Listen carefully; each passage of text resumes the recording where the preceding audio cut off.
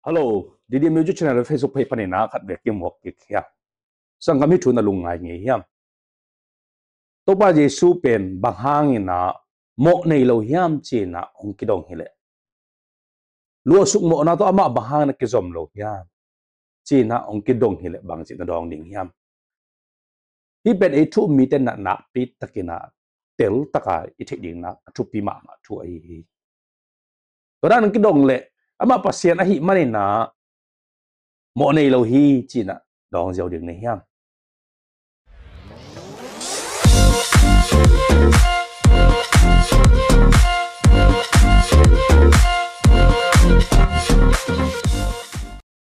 Jesu pen mi nga za hin pasien ong za hi manina ama pen mo nei lo hi china dong jiao ding ne hiam. Ai ke le ama pen kha siang tho ina apian sak a hi manina mo nei lo hi china dong jiao ding ne hiam. To le to na don na te pen aza anga mi te ading na asan the don na ma hi jing hiam. Christian background panina ong dong te ading na hi le san the thu hi dinga niel zol thu jong hi khathein te. A hi zong in na Christian background hi lo panina ong dong mi khathile. Ipasien thu pen atel lua hi lo hi manunna. Ipasien pen aumu hi lo hi manina. Tua thu pen asan ding am sa sadi hi. Bang yam sel lung na thu igen tak chiang ina adam I mo na pen mi khem po tunga tungina. Mi khem po pen mo ne hi china igen hi. Toy man nang la ke dong mo ne hiang china igen hiang. Toy le Jesu dong za mi hi chi leo siang a. A hi zon ama pen mo nei lo hi ichi leo tak chiang in. Mi te lung tang song asan ding am sa sai na alung simu muai sak thei ding ya. Hi thu jong ke ka pian thak kip tak te alungai pan ka hi. Lai se do sang ka kip tak chiang ina kalungai ya. Hi lungdam na thu ka gen tak chen mi ten hiang dong le bang chi don ni ka hiam chi ka lungai tak chiang ina. Tua de la again da na pasien hi chi jong te dong don thei hi ma na pina. Tua te to kalung kim zo lo mo khi. Kalung kim zo lo na tam vei pi tak hun tam pi tak ka pai to wa. Sia teu tam pi tak dong lang to dan di ve na ong dong hi. Khasian do pian sak hi to man na ming su pan piang hi ma ta se le mo na nei lo hi chi thei hi. Goi ming I pian sak.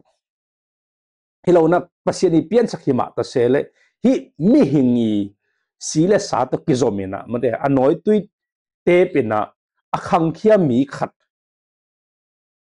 Mary mo nei mi khat I asi pen ama pumpi sunga aluang nget mi khat pen bang mo nei lo sok te ding yam china ilung ngai tak chiang ina leitung ngai sut na hi zong na tua idon na te to pen ke bang lung ki muai sakhin kol lo ka hi manina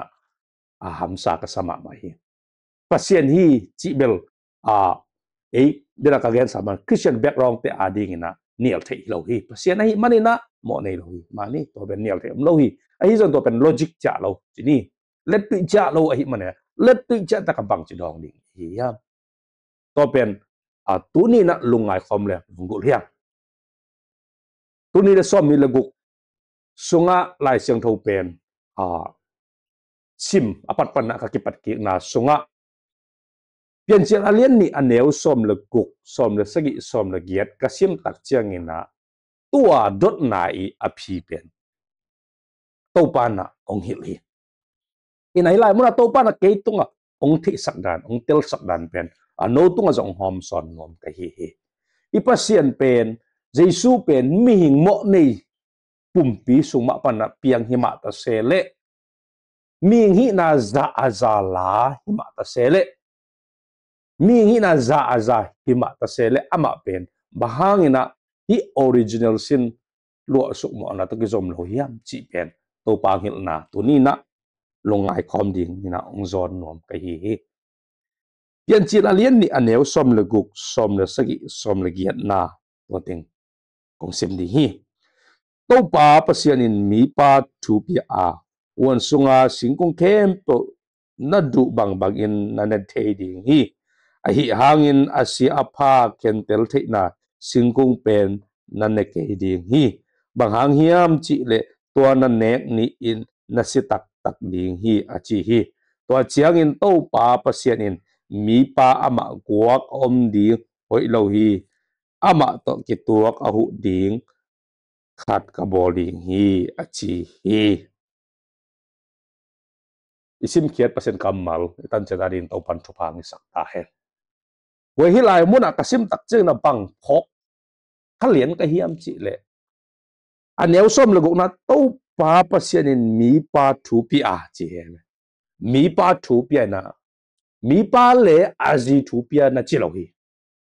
mi pa thu pi na hi singa won sunga singa khem bo na thei ding hi a hi zona sia le pha khen tel thei na singa pen nana ke ni na nek ni na siding hi chin mi pa thu pi hi mi nu thu pe lo hi bayan che to hun lai ta ke na evi piang nai lo hi evi pasien na bol nai lo hi toy mani nai hi lua suk mo na pen kwa tunga kwa suon te tunga tung mok hiam chi le pasal suon to na tung mok hi pasal suon to tung a hi mani na pasal i chi akha na panina apiang mi hin khem to hi le hi adami mo na to akizom te hi helai muna pasia dina hi chu apiak lai takena adam le evi a om khin hi le jesu pen evi sung panina apiang zongin mo nei ong sok de hi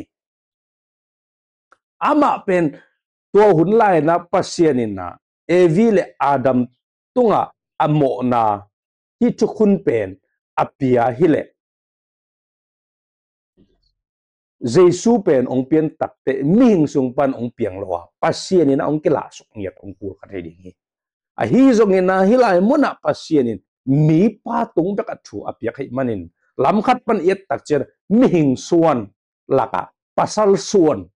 pasali chi kha ngiat panin apiang mi achi panin apiang mi te dok pen mo na to akizom so ki jesu na tua mo nei nu Mary lo so mo na to kizom Mary i sunga omina asi to kizomin asa to kizomina anoiti to kizomin tampi tak to kizom hima ta sele ama pen adami suon panena ong pai khia pasali chi panena ong piang hilowina kha siang thoina Mary gil sunga apoi hi manena ama pen Mary to kizom hima ta sele pasal chi padong piang hilo ai manena ama pen hi mo na lu su mo na to akizom lo hi na kelangi dena anel som lagi na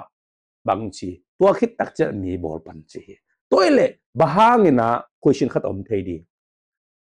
if zong pen bahangina mede adami chi panena apiang hilo na pina bahan ama mo nei tang mok yam china dot na om ka thei ding hi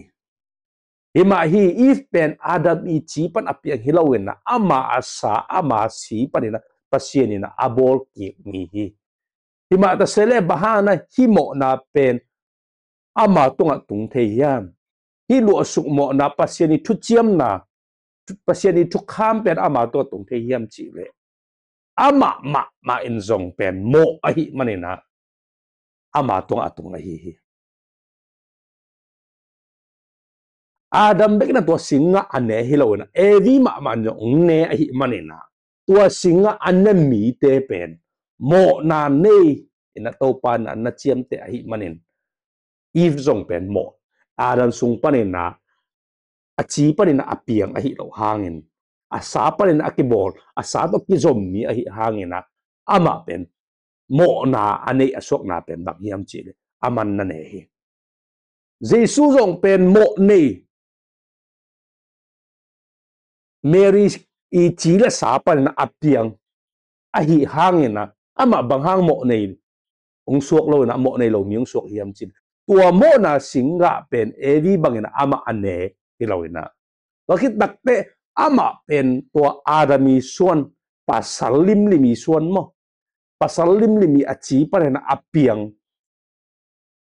hilo ahi manina ama pen mo na anei mi ong suak lo hi china itel siam ding na lunggu liang hilai mun na igen nop ina bang yam chi le pasien an mi pa a chi tak chiang ina pasal khem po i suan pasal khem po tun ke jong apiang thak sa ka hi hangina kenna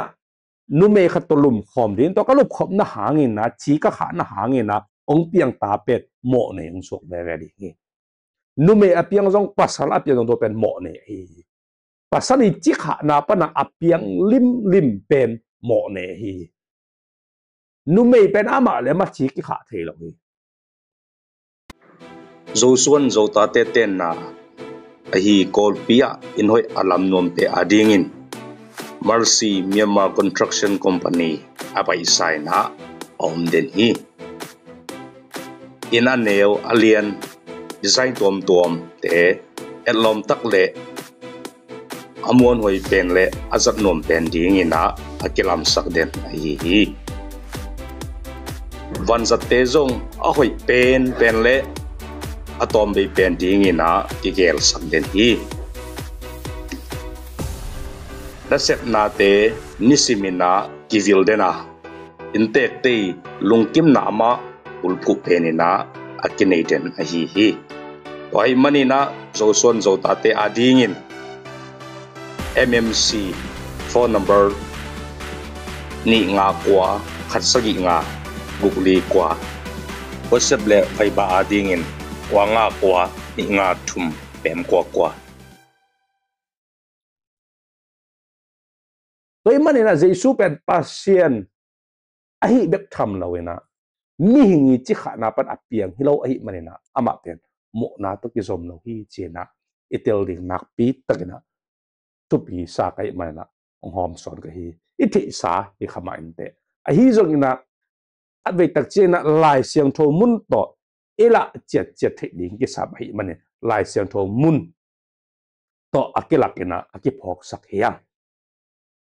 ina hitung to ni na pasien jesu pen mihing ina za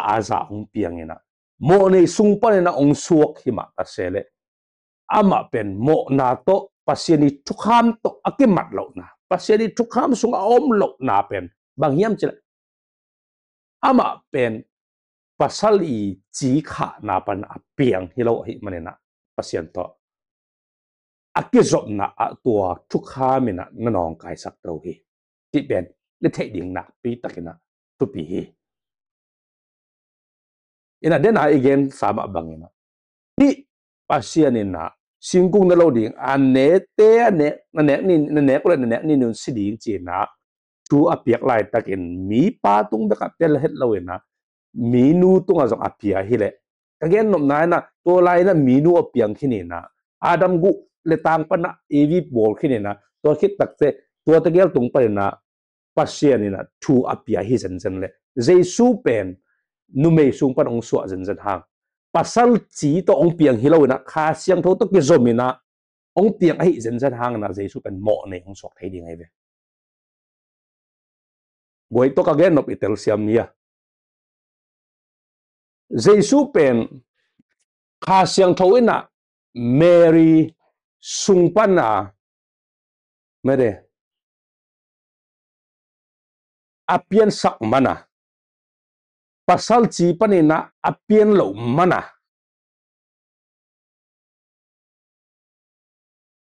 pasien hi na za kilangina mi hi na za kilang hi mata sele mo nei lo hi na again nuam om na to ki zui ma abangina again thei ma abangina lam khat panina ending hi le bang suak ding hiam chi le gen te na to pasien ina singa ten lo ding china tu apiak lai takin na evi apiang hin adam jong om hin na to ta gel tung apelian hi le pasal chi pan apiang jong apiang ke jonga nu mei sung pan apiang lim pen mo ne ong tang ding ai ve to a hi le jesu jong pen kha siang tho hu na to apiang phial zonga Mary sung pan apian na ka le ama pen mo nei miang sok di ai zo tu na meri sung pan piang hima ta sele bahana mo nei ming sok lo hiam chi le pasia ni na tu khun abol lai takena pasal chi panin apiang pasal suan panin apiang te bek mo nei ding chi na gen mane mo ding chi na gen hi mane na ama pen pasal suan pan apiang hilon kha sian hoi pian sak hi mane na kha sian hoi na set na to nu mei sung pan apiang hi mane na ama pen mo nei lo hi chi na ki mu the hi chi na ki gen nom hiang ina igen nom na atel siam ding ina to pa sian ina a hu ina ngel chiam nget ta hen lungdam